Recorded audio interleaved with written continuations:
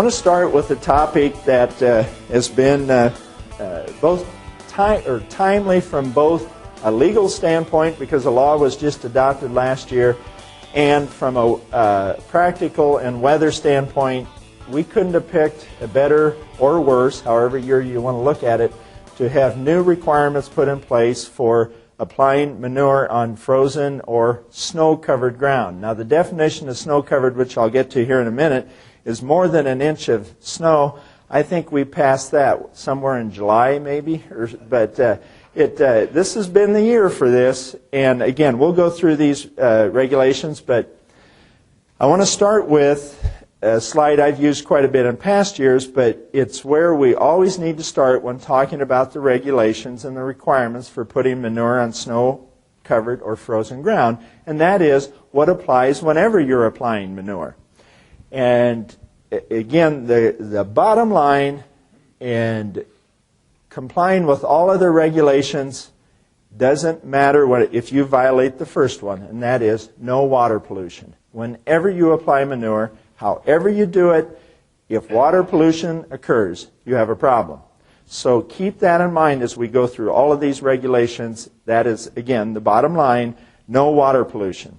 Secondly, this is a requirement that's been in the law for a number of years.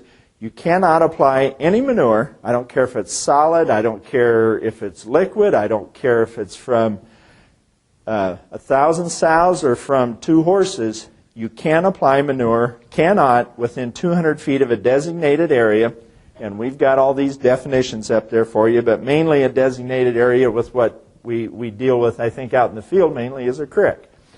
At least where I come from, it's a creek. I guess some people, it's a creek. But at any rate, 200 feet away from that, unless you inject or incorporate on the same date, or there's an area, 50-foot area of permanent vegetation,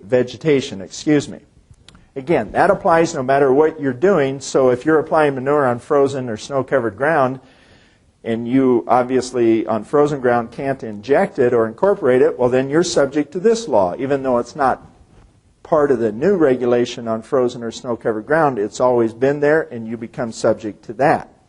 I have a note there about incidental spillage, which we'll talk about in a few minutes. And then I have a definition of designated areas, and you can see the creeks there is the first one. Okay. Now, another background requirement before we get to the specific requirements for frozen or snow-covered ground. Now, this is manure from a confinement operation, okay? Anything that's totally roofed, where the animals are under total roof, and it's liquid, okay? It must be injected or incorporated in 24 hours if it's applied within 750 feet of a residence, business, church, school, or public use area. So, if you're applying manure on frozen or snow-covered ground, and that is not injecting or incorporating it, you're subject to this law. And of course, the law we'll talk about does apply only to confinement operations with liquid manure, so you must follow this law also, even though it's not in the specific regulations on the frozen ground rules, as I call them. You can get a waiver, as we've talked about in past years, from the owner of the residence, and it does not apply if you have less than 500 animal units of capacity. That is where the manure is coming from. A note there. And what I try and do in these talks, as many of you know, anybody can stand up here and read the code to you. I try and give you as much as I can some practical pointers. And one of the practical pointers here is, in my work with individual producers, what I've seen is you're injecting and you've got some end rows where you may have some what I call incidental spillage, where you lift the injectors up, turn around, head back, have a little on top of the ground. Is that a problem? Well, many times it depends. If you're within 750 feet of the neighbor's house, yes, that's a problem. If the neighbor complains primarily and calls DNR, and we've had producers be cited for surface application in violation of this rule. The 200 feet distance from a creek is the same way. So please be careful when you're injecting. Make sure you're getting that actually injected into the ground and you don't have anything on top. If you do, what a lot of producers will do is have a disc or field cultivator around, if you're able to do that, of course, and get it worked in within that distance so you're in complete compliance with the rule. Okay. Now, I've set the stage. Let's get into the specific requirements. This law, this rule, has received a lot of attention over the past couple years. A year ago, as I stood here, we had a proposed DNR rule that was, in my opinion, pretty darn complicated. You had to look at weather forecasts, etc. It was a proposed rule. The legislature stepped in and passed a law, Senate File 432, which trumped the proposed DNR rule. In other words, legislation always supersedes rules, and that legislation stepped in. It was passed by the legislature, signed by the governor, and went into effect on July 1. Well, we don't have much frozen or snow-covered ground starting July 1, even though I made a reference to it earlier. But it was in place. What happens when you have a law that's put in place? Most of the times, if not always, you need a few rules to fill in the gaps, to do a little clarification. Well, that's what we have right now. There's a DNR rule out for public comment right now until February 1 that is seeking comment on some of the details that DNR is proposing to put in the rule to implement the legislation that was adopted last year. However, just because we're waiting on a few of those rules, which we'll talk about, does not mean that the law isn't in effect. It's in effect right now, went into effect, again, July 1. Technically, it went into effect December 21 because that's the first time we had anything in the law that actually required you to do anything different. Or that's the first trigger date, I call it. So it's in effect right now. And for the 2010 winter application, again, you have to follow the legislative requirements, but the rules are not in place yet. I'd like to stop here just a second as we go through this. We have a representative here from the Department of Natural Resources, Gene Tinker, sitting clear in the back. And I talked to Gene ahead of time. He knew I was going to point him out. He knew and he and I'm going to call on him for some discussion here. And so I'm not blindsiding him, and he chose to show up anyway. So I think it adds a lot to the presentation to get the department's perspective, and obviously a very important part of these rules, and we appreciate Gene coming and doing that. Okay. With any requirement, the place I usually like to start is who doesn't it apply to, so you don't have to worry about listening to a lot of this stuff. Stick around, we have other stuff to talk about, but if it doesn't apply to you. But the law as written does not apply to open feedlots. Okay, so if you have a cattle feedlot or any other type of open feedlot operation, these restrictions I'm going to talk about on applying manure on frozen or snow-covered ground do not apply. They don't apply to dry manure. So even if it's a confinement operation, such as a poultry operation or a deep-bedded cattle building, that's confinement. That is, all the animals are under roof, or a hog hoop building. This law does not apply. One of the questions I get is, well, wait a minute, Mr. Attorney, what is dry manure? Actually, we've defined that in this law. And basically, what dry manure, it is manure that can't be pumped. The law says can't be moved through normal pumping equipment designed to move a liquid or something like that.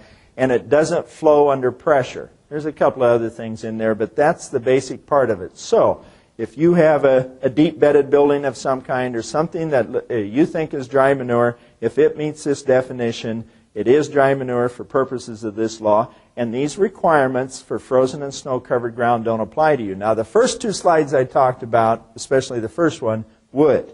These rules would not. Okay.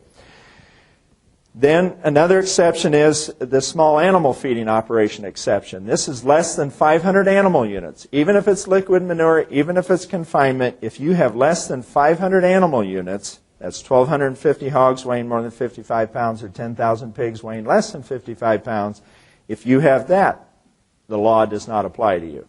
Okay? And then finally, liquid manure injected or incorporated either injected or incorporated on the same date of application. So, and Gene, this is where you and I have talked a little bit about this, but one of the things we've seen this winter Even when we've had a snow cover of more than an inch, and maybe some of you applicators here know this too, that the applicators have still been able to get it injected.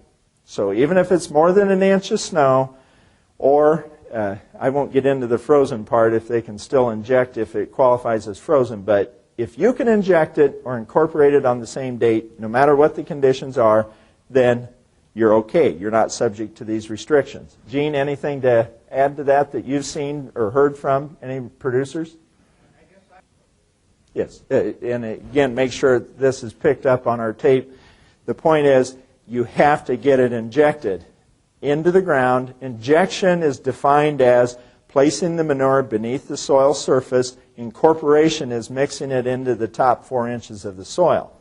So, I don't believe, I'm saying this with a smile, putting the manure beneath the snow does not qualify as injection, and Gene's laughing, but it has to be injected into the soil surface, okay? Any questions about any of this?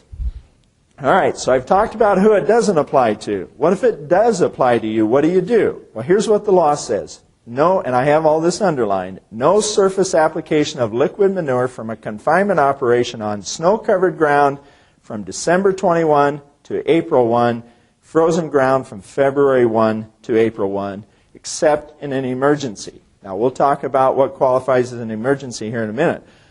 But as we got closer, this fall and winter, when the storms hit early December, I started getting some calls, and the people were saying, well, I'm done. We've got snow-covered ground. I can't apply liquid manure from a confinement anymore. And I said, wait a minute, it's not December 21 yet. So the first point we have to make is, if you're outside of those dates, none of this applies, even if you're an operation subject to it. So prior to December 21, you're not subject to the snow-covered ground restrictions. And prior to February 1, you're not subject to the frozen ground conditions. Now, the year we have right now, we've got obviously a good snow cover, but a lot of years we could have frozen ground right now, but not snow covered. So you wouldn't be subject to these restrictions until February 1 on frozen ground. So that's the first thing to keep in mind. Again, I'm sorry if I'm repeating myself, but you got to go back to the first 2 slides. You always have to comply with those requirements. I've talked a little bit about the definition of frozen ground, or referred to it previously. It's impermeable to soil moisture, but it does not include ground frozen only in the top 2 inches or less. I don't know if anyone here's had any experience with this fall, let me know, or this winter. I think a lot of you would say, now, wait a minute, how do I figure out if it's frozen only in the top 2 inches, etc.? And I guess the point I would make, and I've said this, maybe now is a good time to do this. I want to point out an article we have on the IPPA website, and let's see if I can, let's see, the website is gone. I thought I had it pulled up. I won't take our time. That's the Iowa DNR website. I wanted to talk about there's the home page. I don't know, Gene, you did a short summary of the requirements. Is it on the website?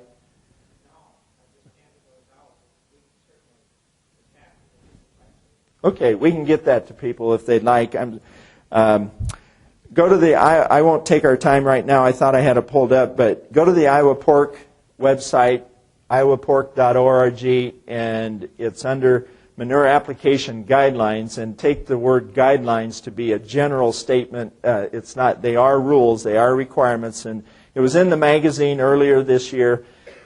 Pretty detailed discussion of the ins and outs of this law, and in addition to, if you want more detail than these slides, and if you're going to use that law, you do need more detail than these slides, go to that website and that summary that we did, and if you have any questions, let us know. But I want to back up here. I guess, again, what I think a lot of the questions are going to be, as I look at the practical application of this, and this is where I'd like some input from any applicators here. First of all, in a lot of the areas of the state, you're not going to have uniformity over a field. If it's snow-covered, there are going to be parts of the field that are not snow-covered.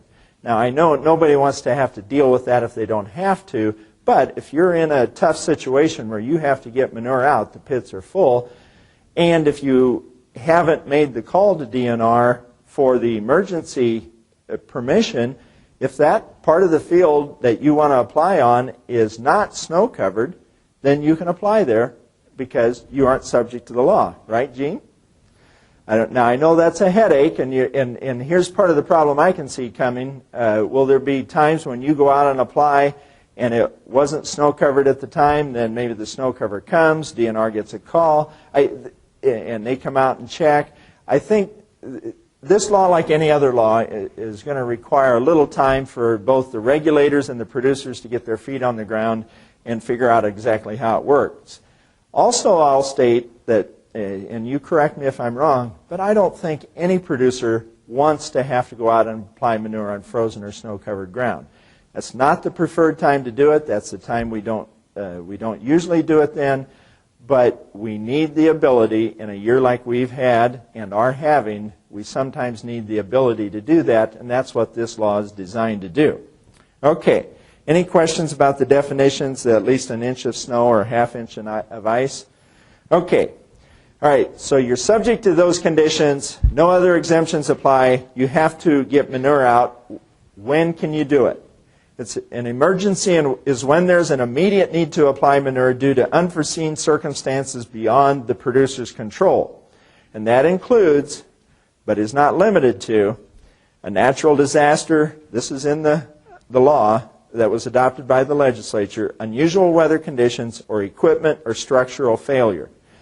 When we got the storm, the first storm this year, early December, we and other organizations sat down with DNR and we talked through this.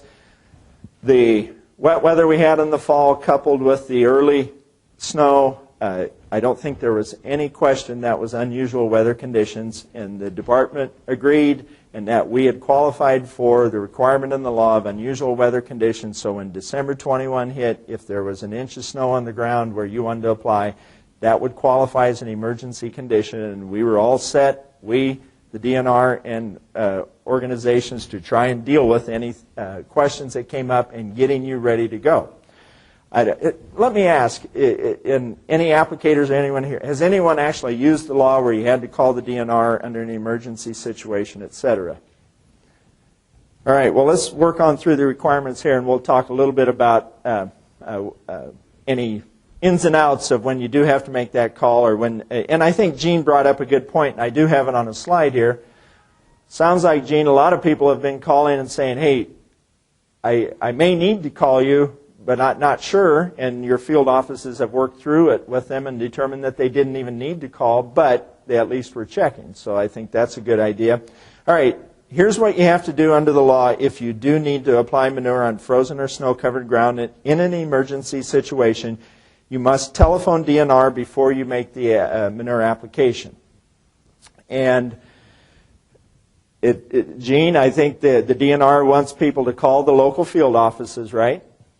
And if it's, now the year, when we're looking at weather conditions, hopefully they have a little advance notice that the pit's getting full, we need to apply, but it's not something like when a water line breaks, which is another situation contemplated by the law, when a producer would be able to do this because that would be an emergency condition.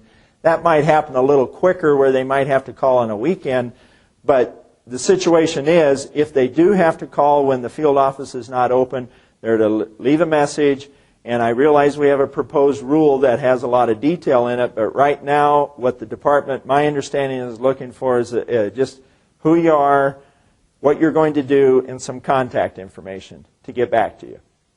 Obviously, if you call when they're open, they can talk to you and they can work through all their questions for you and very helpful to help make sure you know whether you have to do it or not, etc. But the first step is a phone call to DNR before the application. I have another slide coming up. Well, let's wait for it. Put a note there. There is also a requirement if you have the matrix and you've taken points for injection or incorporation, you got to do something further. But let's talk about that when I get to that slide. Then you must apply the manure on land identified in the manure management plan. Now, this was a key point in the legislation that received a lot of attention. The way the law is worded and the proposed rules from the department is clear that if you haven't identified land for emergency application in your MMP that's already on file, what you do now is you take your MMP, you pick out the fields you're going to apply on, and you note those in your manure management plan before you apply, but you keep that in your records, and then when it's time to update your MMP, your annual update, then you submit that to DNR. You do not need to submit these fields to DNR prior to the application in your MMP. Now, in the phone call, the proposed rule is that you will tell DNR where you're going to apply. But again, the law is clear. You do not need to submit that revised MMP with these emergency application fields until the next update if you haven't already done it. Okay? And the next requirement is apply the manure on land with a P-index of 2 or less. We'll talk a little bit more about that in a minute as far as the DNR's proposed rules, but that's a requirement in the law right now. And during manure application and for 2 weeks after, you must block any surface tile intake on land in the MMP, and that is downgrade from that, in other words, where you're applying the manure, where it would drain to. And then you must properly manage the manure storage structure. I've really simplified how that's worded in the law just to get it on this slide. Maybe a little more discussion on that under the DNR's proposed rules. And for structures built after July 1, 2009, you must have at least 180 days of storage. That is, any new or expanded structures after that date, the law says you must account for 180 days worth of storage. Existing operations don't have to do that. We'll have another discussion about how that ties into some of the DNR proposed rules. Other considerations. If you're going to do this, if you have received EQIP money, Gene, you brought this to my attention, I think, first. If any of you have received EQIP money, there may be some restrictions on applying manure on frozen ground or snow-covered ground. Is that right, Gene?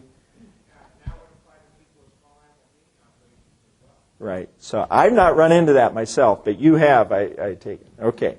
So take a look at anything else you have out there that would be outside of DNR regulations, and along those lines, the same thing would apply to NPDES permit requirements. If you have a federal NPDES permit, and not too many confinement operations do, but if you did, then you have to pay attention to that as to whether that NPDES permit restricts manure application on frozen or snow-covered ground. Now, and I need to keep moving here. I'm going to get through the rest of the slides, but we're going to talk a little bit about NPDES permits for confinement operations, and I think the federal EPA is keeping their eye on this applying manure on frozen or snow-covered ground and how it could have an impact on the federal rules. Hold that for, we'll talk about that later. I've already mentioned the next bullet point on this slide, and that is if you have the master matrix, if you have taken points under its item 26E for injecting or incorporating manure, and it turns out you now have to apply on frozen or snow-covered ground and can't inject or incorporate, then you have to notify DNR and get written approval to not comply with your matrix. It's written right into the rules under the matrix. And DNR, we had this discussion with the department in early December. They are to have these forms ready to go for you if you need that because of the frozen ground rules. Gene, I assume you haven't run into that yet. So, okay. Any questions about the matrix requirements? And we've already talked about contacting DNR as soon as possible for some assistance. And in many cases, producers have found out they're not subject to the law. And finally, community and neighbor relations. I think some of the concern, or a lot of the concern out there will be from neighbors who, first of all, I think it's a good idea to go talk to your neighbors and tell them, look, I don't normally do this, and you know I don't do this. That is applying on frozen or snow-covered ground. I don't have a choice this year. We've had the weather situation, etc., and I just wanted to let you know what I'm doing, why I'm doing it, and I'm complying with the law, and just let the neighbors know, because we talked about this, and Gene, I think you mentioned this to me. Some of the calls you're getting, I know, are from neighbors who are saying, hey, they're applying on frozen or on snow-covered ground. I didn't think they could do that. So you may help yourself by going to talk to them and tell them that, yes, you can do this. You know what the requirements are. And again, It's not your preferred method of doing it, but you have no choice this year. Okay? Not a requirement of the law, but I think a good idea. Okay, what about some of these proposed DNR rules that I've been talking about? Number 1, would require all confinement operations with an MMP to have enough storage from December 21 to April 1.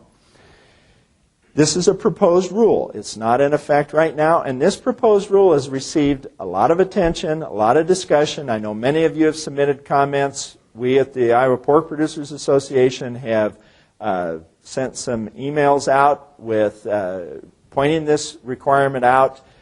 And I know Gene and I have talked about this, and Gene has some comments to give here. Again, this is a proposed rule. It's not in the law right now.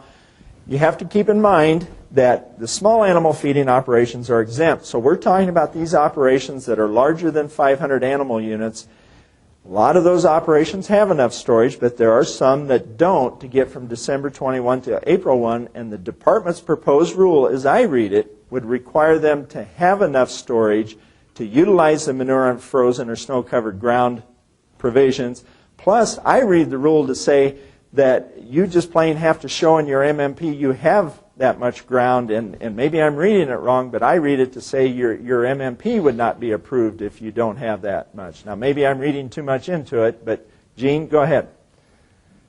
I didn't think it was supposed to say that. Okay. All right. Well, the intent is that if you want to use the emergency application provision, you have to be able to have storage for December 21 until April. If you don't have the intent to use emergency application, this wouldn't apply to you. Okay. And that'll be hashed out, I guess, from my standpoint. And my job here today is to tell you what the law is, but also I want you to know, what is out there for proposed rules. On behalf of the association, we don't believe the legislation required this. The department feels it did, and so we're going to get it hashed out in rules. Is that fair, Gene? Okay. All right. So if you have any questions about how that works, and we also have Gene Versteeg here today. Gene, raise your hand. Gene is a member of the Iowa Environmental Protection Commission that works on these rules, and this is a provision that Gene has been paying close attention to and has gotten a call or two from a producer. Is that right? And so you're paying close attention to this and how these rules will be adopted. So I urge all of you to stay tuned and submit comments by February 1. Is that the date, Gene, February 1? Okay. As of right now, it's February 1. If you have questions, I'll be glad to visit with you. Gene Versteeg would be glad to talk to you, I know, if you have any questions, and so would Gene Tinker. Okay. The telephone call to DNR before application, the proposed rules have a lot of detail in them, facility name, ID number, reason for the application, etc. A lot of detail that if you were to leave that message on the DNR's answering machine, the rules say it would not be considered complete unless you give all that information. Thirdly, if the tile block is removed before the completion of snow melt, other words, what I'm saying is, if you wait the 2 weeks, then pull the sleeve off, but there's still snow on the ground, the department's proposed rule says that would be considered a release by pulling the sleeve off, and that you are required, with any release, to call DNR within 6 hours after the release occurs. Okay? So this proposed rule would say by pulling the sleeve off, you need to, even if the snow's not melting at the time or there's no runoff occurring, but if you pull that sleeve off and there's still snow out there, you are to call DNR within 6 hours. Okay? That's the proposed rule. Please feel free to make comments on that. Gene, anytime you want to jump in here, why, go ahead. I want to make sure I'm accurately presenting this. So, all right. Then the last bullet point here is it would require the P-index to be recalculated assuming frozen ground conditions. Okay? So you have your P-index done, and then the proposed rule says you need to, before you could apply under emergency conditions, you would have to recalculate it assuming frozen ground conditions. Gene, what exactly is the department looking for here? And for purposes of the swine cast here, in case people can't hear that, I'll just try and summarize what you've said, Gene, is that you're hearing differing analyses, let's call it that, of how this rule would, how it would be affected by the P-index by the frozen ground conditions. You're hearing it kind of all ways. So if the comment period is extended here, and even if it's not, it'd be important for the department to hear some comments here from manure management planners and others about how this would work, what would the effect be. I guess from my standpoint, the concern I have is that it requires a recalculation, and the law just says on a P-index of 2 or less, and my concern is it requires you to go to the planner, and in some cases time is pretty tight here, and I'm not sure that's what the intent was, but we'll take it. Everybody will take a look at it and work through the proposed rule. Any questions about manure on frozen ground? I've taken a lot of time on it, I realize, and for those of you who haven't had to deal with it, I'm glad. If, again, the kind of year we're having, I think we may see more and more people have to deal with it in the upcoming months. Any questions? Okay, let's move on to something else then. Another restriction on manure application. This is a rule that's been in effect since May 14th of 2008, and it's a restriction on manure applied on ground that will go to soybeans. I'm not going to spend, I have got the slide here for you. I mainly put it there for let's don't forget about it. It's there. I think every now and then people get surprised by this.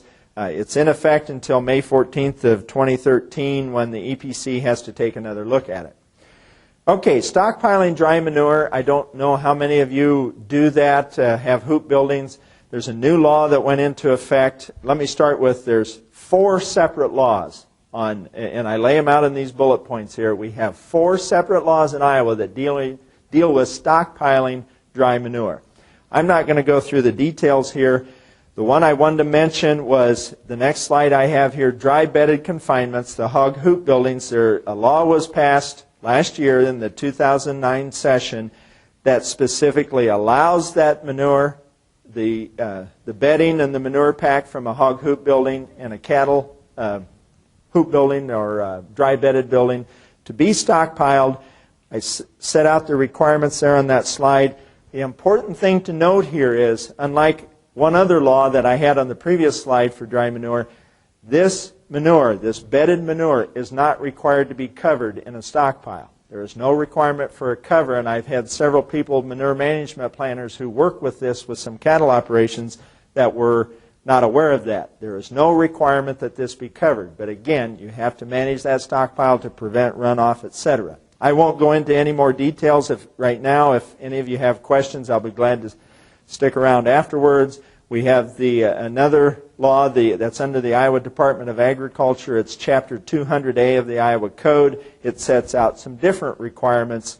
And again, a little more detail than we can go into right now, but I wanted to have it there for your information. And then we have the open feedlot stockpiling law that went into effect in 2006. Okay, I want to talk about a new DNR rule that was just passed by the EPC, the Iowa Environmental Protection Commission, last week, or week before last, I guess. And it goes into effect, as I see the chart anyway, March 17.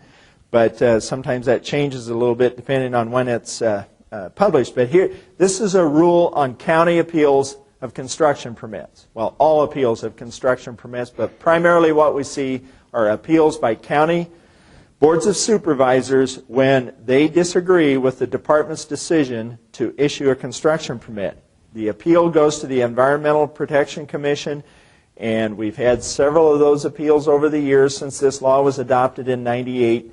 And this rule, and it's final, this is a law, when it just has to go through a legislative review committee, but assuming there's no action there taken by that committee, it will go into effect March 17, and here are some of the changes. The county did have before 14 days to file their appeal. Now the law says they have 14 days to file the intent to appeal, but 30 days to file all the documentation. So they get an extra, I should have said extend it by 16 days. I think my lawyer math didn't work very well there. Okay, so 30 days total, okay? Then the next slide, the the EPC, the commission that hears the appeal, will now have the authority to designate their own experts to hear that appeal. Okay, that was, I think it's an understatement to say that was controversial, but it was passed by the commission. And so if you're a producer or working with producers, when that permit gets appealed, the EPC will take a look at it and decide if they want to designate experts. And the third bullet point is that all the materials related to the appeal, including the entire permit application, will be on the DNR's website, within 5 days after the county files a demand for hearing. Now, this information is public record anyway. Now, though, it's going on the website, so everything will be on the internet for people to review prior to the hearing. And then there's a change as far as submitting written material 15 days before the hearing, etc. Any questions on the appeal process? I have a couple of points here that in any talk I give on DNR regulations, I kind of like to give, here's some, can be gotchas, okay? And and maybe you have some things to add to the list, but a couple of the gotchas that I see are the DNR interpretation that if you apply manure to someone else's land, it's your manure, but you're applying it to someone else's land, okay, under a manure agreement of some kind, and you're certified as a confinement site applicator, but not a commercial applicator. And I don't think the department's position has changed. Their position is if you're receiving any kind of money for applying it or for the manure, etc., they now consider you a commercial applicator, not a confinement site applicator, and there are some differences in the certification requirements. I just point that out. I don't agree with it. I don't think it's a correct interpretation, but it's the department's interpretation, and it's my understanding some people have been caught by that as to how they were certified. Okay, so pay attention to that. I know there's at least a confinement site applicator certification class here tomorrow, but again, they're saying you have to be certified as a commercial applicator. Open burning. I'm not going to get into a lot of detail here, and I just added this slide. I think I might have had it here last year, but I do quite a bit of work with producers who are defending themselves against DNR administrative orders. After there's an inspection, they find violations, etc. One of the things I routinely see in these administrative orders is citing a producer for having a burn barrel at the side of a hog building. And you can't do that. And many people don't know that. But DNR will tell you when they come out and write, they could be there for something else, but they are looking for burn barrels. If you have a burn barrel at your hog building, I would strongly urge you to get rid of it. Okay, now I lay out the law here on who can burn and who can't, and there are exemptions, and residential waste is exempted. So if your house is close to your hog building, you can say that's residential waste, and I can burn residential waste. You're correct. But my experience is the DNR field officer will go look in that burn barrel, and if there's something that, the remnants of something that does not look like residential waste that may have come from your hog building, you will get cited for violating the law on open burning. Again, just something I want to point out. I would encourage you to get rid of burn barrels. Okay? I also always like to point out, if you discover in your operation that you have a violation of anything I've talked about here today or anything, you always have the option of filing what's called a notice of environmental audit, notifying the DNR that I've discovered I have a violation in my operation, and here's what that violation is, and here are the steps I'm taking to correct it. If you fill out the paperwork correctly, it takes more than just a phone call. You must submit what's called these notices I'm talking about, and I'd be glad to point you in the right direction as to what has to be in that notice. But if you file it as a notice of environmental audit and notice of a potential or an actual violation, if you do that correctly, there will be no penalties if you notify DNR before DNR becomes aware of it. Now, Gene, I know you and I have had this discussion often.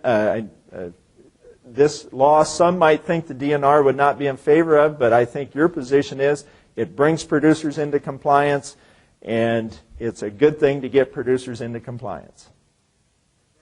Okay. And so please, if you have that situation, take a look at doing this to save on penalties and getting into compliance. Yes? Let's get that. I want to make sure that people pick up your question here that listen to this webcast. And if I misstate it, help me out here. One, you've referred to the new web-based system, and I'm glad you did. There is and I actually have it on the website here. I pulled it up as a homepage. The DNR, it now has a new web page that it's an open database. Is that accurate? And you've already taken a look at it sounds like, and there's a lot of information there. One of your questions was here specifically on the confidentiality of the audit report. That audit report is what's generated by whoever does the audit for you. And that report itself, I'll go ahead and answer that part, would not be on there. It is confidential. And in fact, you don't even submit that to DNR. You keep that in your files. So that would never get to them. Now, when you submit that notice of doing an environmental audit and notice of a violation, if you find one, then that is public record. And I would assume, Gene, that would go on the web page because it is public record. Gene, is it? So telling them you had a violation and what the violation is would be public record, but any audit report that was you generated by an expert or an engineer who reviewed your facility, you keep that yourself, and that would not be public record. And again, for people listening to the webcast, what Gene has said is it variable. He's seen him a very short statement, just received call, and there could be more detail. Your hope is that there would be nothing there that would be incriminating to the person calling. And of course, I am sure that all calls from attorneys will be exempt. Not. There we go. Good point, Gene. All right, let's switch gears to EPA air emissions reporting. You notice I didn't repeat what he said there for the webcast. EPA air emissions reporting. A year ago when I gave this talk, I started out with this, and it took pretty much the whole hour, and we didn't have a whole lot of time to get into anything else. As I looked at this again, you know, it just, it quite honestly brought back bad memories of all the hassle we had a year ago about now of making the phone call about emissions reporting. I just wanted to do a follow-up here, and again, I included about 3 slides or so here. Just to give you a little background, we're talking about the continuous release reporting under EPCRA, that second part of the law there. You know, you were to make these reports if you're releasing more than 100 pounds of hydrogen sulfide or ammonia in a 24-hour period. There was an EPA rule that came out December 18th of a year ago, which went into effect on January 20th of 2009, which prompted all the phone calls we had to make. There was an exemption to CERCLA and EPCRA. CERCLA was a blanket exemption. EPCRA was for the smaller operations, the operations below those numbers I'm showing you on the slide. If you were above those numbers, then you had to determine, am I releasing more than 100 pounds of ammonia or hydrogen sulfide? Many of you made the phone call, made the written report. So there was the first step you had to do a year ago. A telephone call to DNR and the local emergency response committee. Within 30 days after that, you filed a written report. And I know many of you did that. Then the third step in the process, which I looked at my slides from a year ago, and I had it on the slide, there's an annual report, or a follow-up report. Really 2 things. If you have a significant increase, that is, on that site, if you added pigs, build another building or whatever, that would increase your emissions above the range you gave them in the initial written report, then you're to file a written report at that time. But let's say you don't have that. What do you have to do if no changes from a year ago? Well, the rules say, and there's a question within EPA and DNR right now, and I know several of you have checked, do you have to do that follow-up written report for these livestock continuous release reports we did a year ago, and cut into the bottom line that I have down there that's underlined. As of today, EPA has indicated this report is not required for the EPCRA report, which you did a year ago, filed by producers. So, right now, the understanding we have from EPA is a follow-up written report is not required. If it were required, it would be See, most of you filed your written reports within 30 days after making the phone call, so it was somewhere mid-February you filed that written report. The anniversary date plus another 30 days is mid-March. That's when it would be due if we had to do a follow-up written report. So my point is right now is our understanding is you don't have to do it. It's not due for approximately another 60 days anyway. Stay tuned. If anything changes, we'll let you know on our website and emails, etc. But right now, I'll say it again, my understanding is EPA has indicated no follow-up written report is required. Okay? Any questions about that? Anyone been told anything differently? Yes? Do new facilities that have been built in the past year need to report just as we did last December?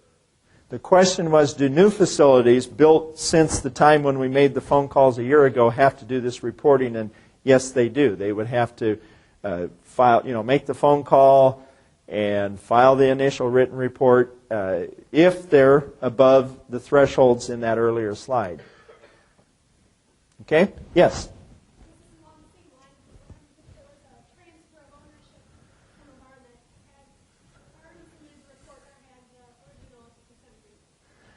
The question is, what if there's been a transfer of ownership of a barn that either had to make the phone call a year ago or has filed the the consent agreement. Lost that word for a minute. Boy, you're taxing me now. I didn't take another look at that, but my understanding is you do need to let them know about change. It does carry over, and I believe you need to let them know about a change in ownership. Is that consistent with your understanding? If it's not, I'll take another look at it. Quite honestly, I can't remember, but I'll take a look at that. I'm pretty sure that under the consent agreement, well, let me back up. I apologize. I hadn't looked at that. I think I'm going to back up and say that differently. I don't think you need to notify them of a change in ownership. It does carry over under the consent agreement. I remember that discussion. You get and in any written documents you have in purchasing a facility, you should make sure that you transfer the consent agreement. And I don't think you have to do anything further there. And yet, I don't believe you have to contact EPA. I apologize. I don't know for sure, but I'll check on it, and maybe we'll get something out on the website or whatever. Okay? Anybody else with any knowledge of that? Gene, do you know? Okay. Just for the record, Gene just said it was over his head, too. So, okay. All right. Nuisance. And fortunately, that's a fairly short discussion today. Last year, there were no cases, livestock nuisance cases or agricultural nuisance cases in general that went to trial. So none that went to trial to my knowledge. In 2009, we have 6 currently pending in the Iowa District Courts. You can see on the slide, 4 of them are swine, and that is one in Jefferson County, a 1,200 head finisher, Story County, a 3,300 head finisher, Plymouth County, a 2,000 head finisher, Tama County, a 1,200 head finisher. Again, there's no reporting service in the courts where you can go and just type in nuisance and it'll pull these up. I put this together with the information I'm aware of in representing the Iowa Pork Producers Association and individual producers. But if you know of one that's not on there, let me know. I just can't guarantee you this list is totally accurate. I think it's pretty close. Beyond swine, we have 1 poultry egg-laying operation in Buena Vista County, and then a dairy in Woodbury County with 4,000 cows. These are the operations, the egg operations that I know of that are where nuisance cases have been filed in Iowa District Courts against them. I'd just like to take a second here. Take a look at that list of the number of head, and I put it up there. Interesting to me, look at those numbers. There's a 1,200, a 1,200, a 2,000 head. They're below the 2,500 head limit before a permit is required, etc. The 212s are considered small animal feeding operations in Iowa. The 2,000 head finisher does need an MMP, but is not required to have a permit. Then the 3,300 head finisher is above the level required to have a permit, but at least under the 1,000 animal units threshold. It might have been built before when it was still the 625,000 pounds. I don't know. But anyway, compared to some other states that maybe some of you work in or hear about where there are nuisance cases and the sizes of the operations, These are pretty small operations in the overall scheme of things. You don't see any large operations on here for nuisance cases, at least on the swine area. Now, I'm just pointing that out there. You can make your own observations, conclusions. I do a little work in Missouri, and there supposedly are a lot more livestock nuisance cases on file against hog operations down there, and they're usually pretty large. Yes, Gene? From what you know about the two Safeco cases, what can you tell us about are they newer operations that obviously didn't have any separation distance and they maybe went too close, or what can you share about those two? Of those two, what I can share with you is, most of this is public record. You can find them, etc. The one, and I won't tell you which one is which. How's that? The one is the closest neighbor is approximately 3/4 of a mile away. Both of them are new operations. The other one, the neighbor is pretty close. Or the neighbor is, let's say, across the road. Okay? And as you pointed out, there are not separation distances that apply to neighbors' residences, etc. But that's my understanding of these. Okay? Any other questions? All right. Let's move on. And I realize we're at 10:17 according to the clock up here. I've got a few more points, probably 5 to 10 minutes. Any of you that I know there's a seminar starting at 10:30. I believe it's next door, so I'll be wrapped up by then. But I'll go ahead and finish up. Any of you that need to leave, I understand. Here's some points on steps to help avoid a nuisance lawsuit. I'll leave those to your reading. Not that they aren't important. That's the important part of any nuisance lawsuit is take a look, and avoiding one is take a look at these practices. You may know of some. Location, tree buffers, biofilters, clean pigs in buildings, manure treatments and additives, and the timing of manure agitation and application. All very important points to do our best to hopefully avoid nuisance lawsuits. And even if you find yourself in one or one threatened, don't give up. Keep trying. Keep doing the things that we know are good management practices, and oftentimes things work out. There is also protection for the producer through insurance. Your standard farm liability policies normally don't cover nuisance actions, so please check your policy, check with your carrier or an attorney, but make sure you know what you have. And if you want coverage, it is out there, and check with your local insurance agent about how to find that. Manure easements. I've spent a fair amount of time in past years in various seminars talking about easements. There was a case this year, actually two cases. One went to district court to a jury. I don't have it on here. And it was a situation where a producer had was going to build on one site, got an easement, was going to then couldn't build on that site, moved to a different site, and the issue for the jury was, did the manure easement for the second site still apply? It really got into the details of what was signed when and a lot of details there, and the jury found that it did not apply to the second site, so the crop farmer who had the easement on the first site, it did not transfer to the second site. That's about as easily as I can explain that. The second one went to the Court of Appeals. This case, I think, there are a lot of sites out there where farmers have put up or have sold a parcel off for a hog building to be put up, and they are doing it to get the manure primarily. It's a great thing for the producer, a great thing for the crop farmer. The key is pay close attention to those documents. Because what happened here, and I wasn't directly involved in this case, so I hope I'm describing it accurately. I'm describing it based on how the court ruled. But when the farmer sold off the site, they put in the deed language about something said that the seller would get all the manure. They then also signed manure easements.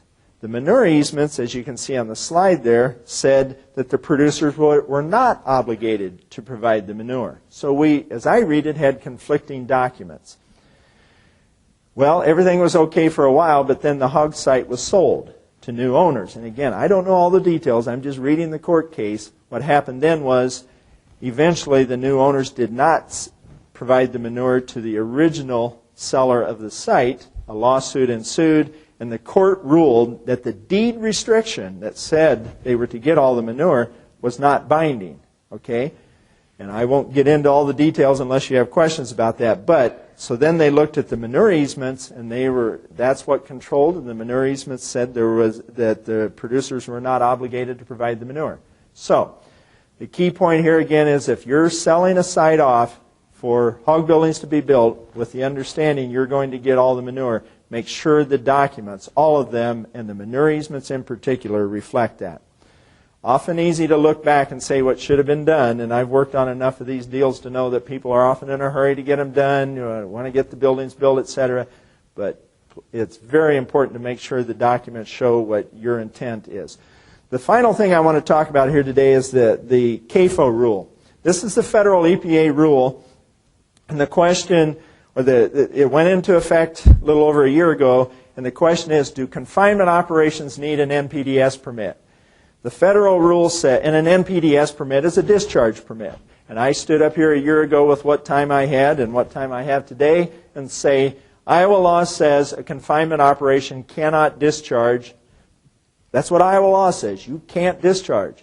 So therefore, you don't need a discharge permit. The federal law says you need a discharge permit if you discharge or propose to discharge. I have that language underlined. So, if Iowa law says you can't discharge, the Iowa DNR's position, as I understand it, has been, and what I've been telling people is you don't need a discharge permit. Okay? And there's some question here about what if you have a discharge from land application, and there's what's called an ag stormwater discharge. These are federal EPA rules, and as long as you have a site-specific nutrient management plan and you apply it according to that, you should be okay. The real question we come to is what happens when there's an accidental discharge? Hose breaks, whatever, during manure application. If there's an accidental discharge, yes, that is a discharge, but is it a discharge that requires an NPDES permit? The federal rules contain this language, that if the cause of an accidental discharge that has occurred in the past has been changed or corrected. So if something happens, you have a discharge, if you change or correct what happened, and implement a procedure to make sure that that doesn't happen again, then the CAFO would not be considered to discharge or propose to discharge, and an NPDES permit would not be required due to that accidental discharge. I'm going to come back to that in a second, okay? Then we have this no discharge certification option that I'll leave primarily to your reading, and if you have questions, I'll be glad to go through them with you. But I've come to the end of my slides, but let's go back a second.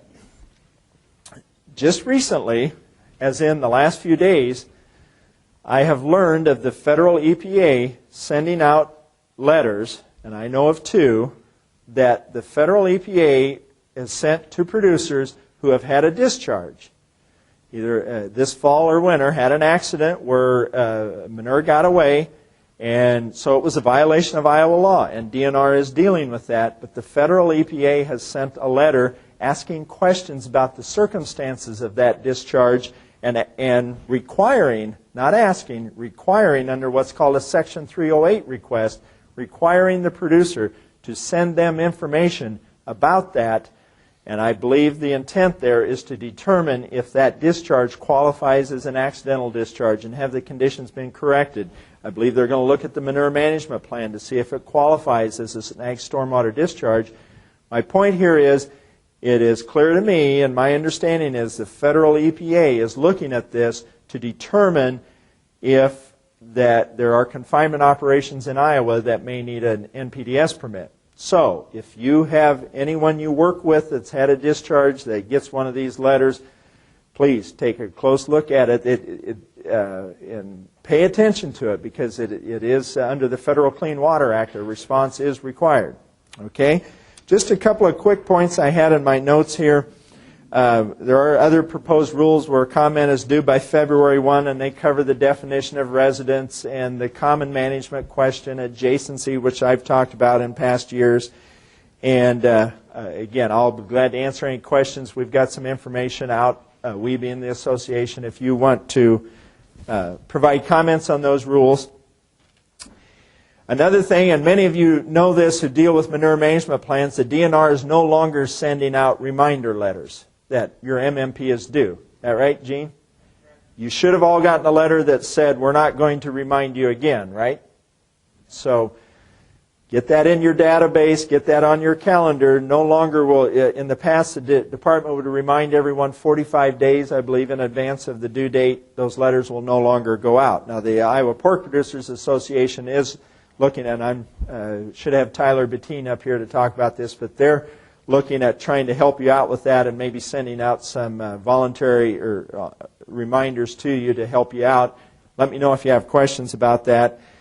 And I've covered the AFO-CAFO, the letters that just went out. So those are the things that I had on my list.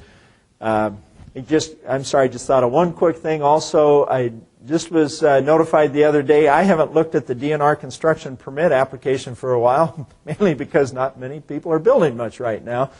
That would be the topic of the seminar next door, I think, on the economic conditions. But the DNR construction permit application has changed as of last fall. There's now a blank in there. Several things have changed, but there's a blank about providing a narrative discussion or explanation of your operation, which wasn't there before. So if you're like me, sometimes when you fill out that application, you go to the computer, you pull up the one that's you did last, and if it's for the same client or customer or producer, you fill in change the information. No, you need to go to the website and get the new one because it'll be rejected if you don't. I did check with the department, the engineering department, about what are they looking for in that blank about a narrative description, because I think the concern is how detailed. If I don't give them enough information, will it get kicked back to me and I have to start the process over?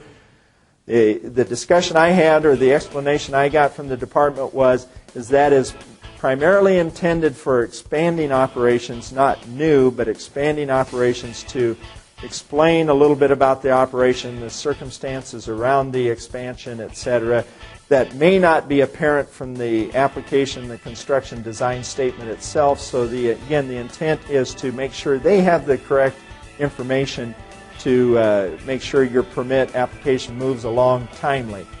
If when you get ready to do that, you see that and have questions about exactly what to put in that blank, I'd suggest you give the department a call ahead of time and explain a little bit about your application so that they can give you a better idea what they want there, so you can cut down on any downtime and get a kickback to you or something.